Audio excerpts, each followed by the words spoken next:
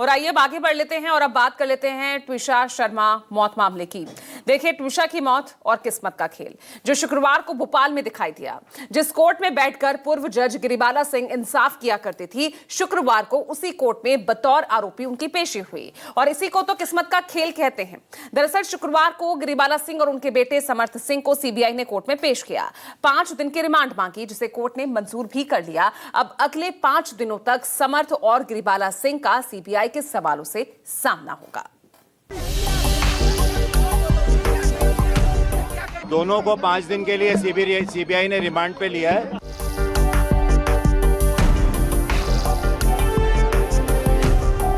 दुर्भाग्य का विषय कि इसी कोर्ट में वो डिस्ट्रिक्ट और सेशन जज थी और इसी कोर्ट में उन्हें कटघरे में आके खड़ा होना पड़ा।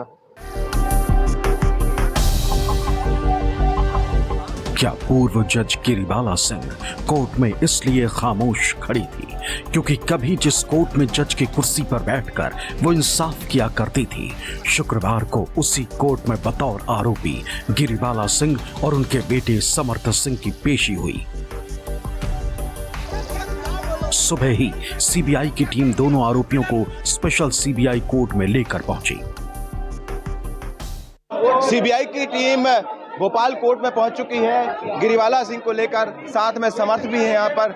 और आप देखेंगे तो इस दोनों मामले में दोनों को ही यहाँ पर जो है सीबीआई की टीम पहुंची है भोपाल कोर्ट में। आप देखेंगे इस पूरे मामले में जहां गिरिबाला सिंह की कल गिरफ्तारी हुई थी और इसके बाद गिरफ्तारी के बाद सीबीआई की टीम अब भोपाल पहुंची है और आपको नजर आए कि किस तरह से यहाँ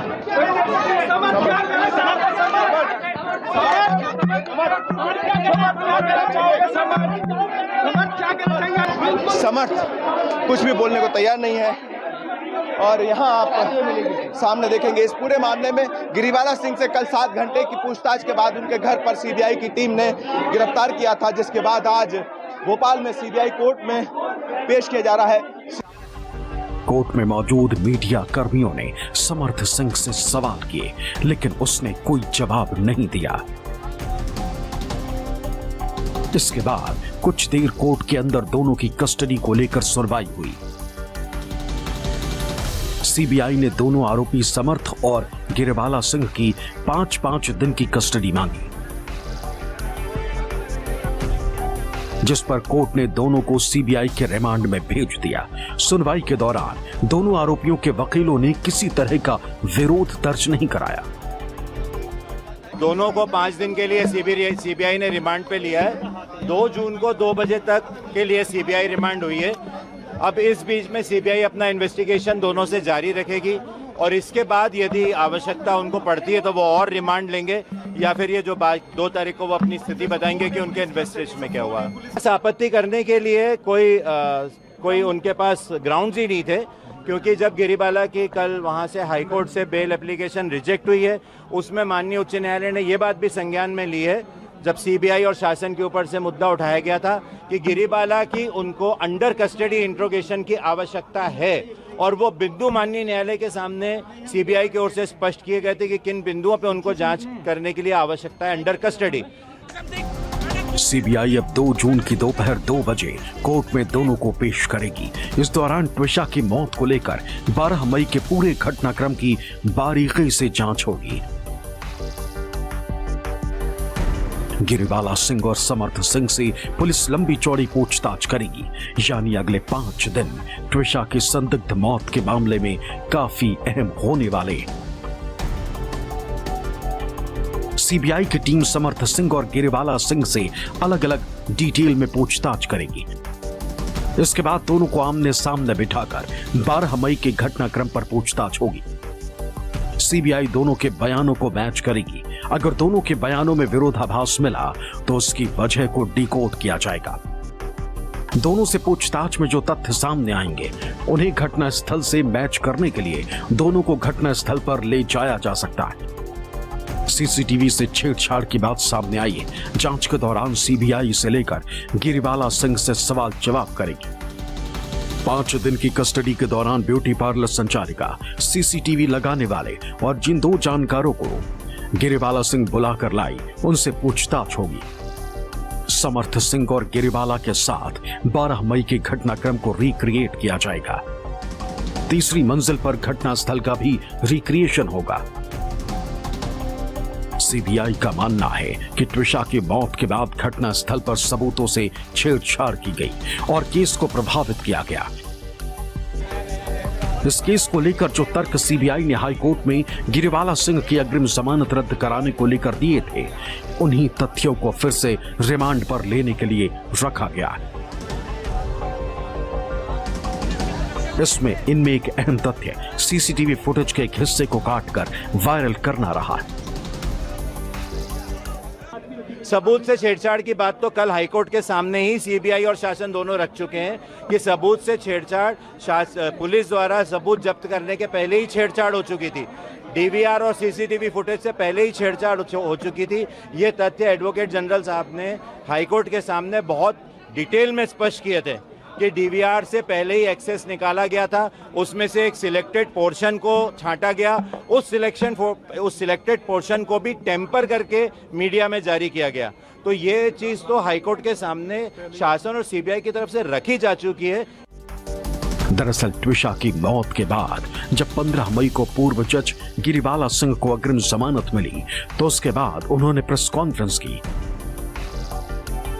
इतना ही नहीं, 3 सीसीटीवी फुटेज भी मीडिया के हाथ लगे।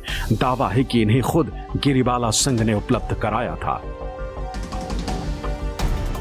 पहली सीसीटीवी फुटेज ट्विशा शर्मा की सीढ़ियों से ऊपर कमरे में जाने की है। दूसरी सीसीटीवी फुटेज में समर्थ सिंह ट्विशा को सीपीआर देते हुए दिखाई दे रहा है। दोनों सीसीटीवी फुटेज 12 मई की है। तीसरी सीसीटीवी फुटेज भी 12 मई की दोपहर की है। इस फुटेज में ट्विशा शर्मा पार्लर में ट्रीटमेंट लेती हुई दिखाई दे रही है। इन तीनों सीसीटीवी को गिरिबाला सिंह ने जारी किया था। आरोप है कि घर के सीसीटीवी फुटेज के साथ छेड़छाड़ की गई। सबूतों के साथ छेड़छाड़ होने की सीबीआई और ट्विशा के परिवार को इसलिए भी आशंका है कि पूर्व जज गिरिबाला सिंह ने क्राइम सीन मैनेजमेंट की स्पेशल ट्रेनिंग ली हुई और उन्हें क्राइम सीन की अच्छी खासी जानकारी है। गिरिबाला की ने directorate of forensic science Gandhinagar से क्राइम सीन मैनेजमेंट की ट्रेनिंग ली हुई है। ये हाई कोर्ट का ही डेटा है। संभवतः हाई कोर्ट ने उनको ट्रेनिंग पे भेजा हो, वो ट्रेनिंग का एक पार्ट हो सकता है, बट ये फैक्ट है कि उन्होंने ट्रेनिंग ली है। तो ऐसी स्थिति में बहुत गंभीर विषय था कि 12 तारीख की रात से लेकर के और सीबीआई द्वारा कल उनको अरेस्ट करने तक वो उसी घर में रही हैं। और हम जो आरोप लगाते आ रहे थे कि उनने 5 साक्ष्य के साथ छेड़छाड़ की जा रही, तो इस बात को खुद सीबीआई और शासन ने हाईकोर्ट के सामने रखा है। इस केस में जिस तरह से समर्थ सिंह और उनकी पूर्व जज मां गिरिबाला सिंह पर शिकंजा कस रहा है, उसके बाद से दोनों की मुश्किलें बढ़ती जा रही। हालांकि दोनों को ट्विशा की मौत और उसके बाद के घटनाक्रम पर कोई पछतावा या अफसोस नहीं। शुक्रवार को जब दोनों को स्पेशल सीबीआई कोर्ट में पेश किया गया तो दोनों खामोश और बेफिक्र दिखाई दिए। बताया जाता है कि इस दौरान मां बेटा इत्मीनान के साथ आपस में बात भी कर रहे थे। सीबीआई की जांच में एक अहम पहलू ट्विशा की पहली पोस्टमार्टम रिपोर्ट भी है। आरोप है कि जब ट्विशा के शव का पोस्टमार्टम हुआ उस वक्त गिरिबाला सिंह के कई रिश्तेदार एम्स में मौजूद थे। इतना ही नहीं, जिन 46 लोगों से गिरिबाला सिंह ने 13 तारीख को संपर्क किया, इनमें से कई एम्स के कर्मचारी और डॉक्टर बताए गए हैं। इसके चलते सीबीआई को आशंका है कि ट्विशा की शव की पहली पोस्टमार्टम रिपोर्ट में गड़बड़ी हो सकती है। दरअसल ट्विशा के शव पर चोट के कुल 7 मार्क मिले। इनमें 2 गले पर, 1 कलाई पर और 1 उंगली पर है। इसके अलावा हाथ पर 3 चोट के निशान का जिक्र पहली पोस्टमार्टम रिपोर्ट में किया गया था। इन चोट को लेकर एक्सपर्ट्स ने दावा किया कि चोट मौत से पहले की है। एक्सपर्ट ओपिनियन ली गई है जिसपे ये पूछा गया है कि क्या ये इंजरी डेथ के पहले की है। बात की तो कहा गया डेथ के पहले की है। ये पूछे जाने पे कि क्या ये फंदे से उतारने में आ सकती है, तो एक्सपर्ट्स ने कहा है कि ये फंदे से उतारने पे नहीं आ सकती। ये पूछे जाने पे कि क्या ये सीढ़ियों से नीचे लाने पे आ सकती है, तो उन्होंने बोला कि ये सीढ़ियों से नीचे लाने पे भी नहीं आ सकती। तो अब इस पे मेरा तो कहना है कि इन्वेस्टिगेशन और पहले से होना चाहिए, 9:41 से नहीं, कि जब वो पार्लर में थी तो बिल्कुल सही थी, पार्लर से घर जाने के बाद और डेथ के पहले ये इंजरी अगर उनको आई है तो ये इंजरी 9:41 से 10 के बीच में आई या पार्लर से लौट के आने के बाद और 9:41 तक आई, ये भी एक गंभीर विषय है। त्विषा शर्मा को अगर मौत से पहले शरीर पर चोट लगी तो इसकी वजह क्या थी? क्योंकि ब्यूटी पार्लर में ट्रीटमेंट लेते हुए त्विषा शर्मा किसी तरह के तनाव या फिर परेशानी में दिखाई नहीं देती। इसके बाद त्विषा सीधे घर पहुंची थी, तो क्या घर लौटने के बाद ही उसके साथ कुछ ऐसा हुआ जिसकी वजह से चोट लगी?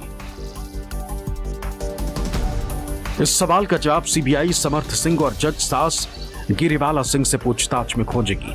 माना जा रहा है कि अगले 5 दिन काफी अहम है,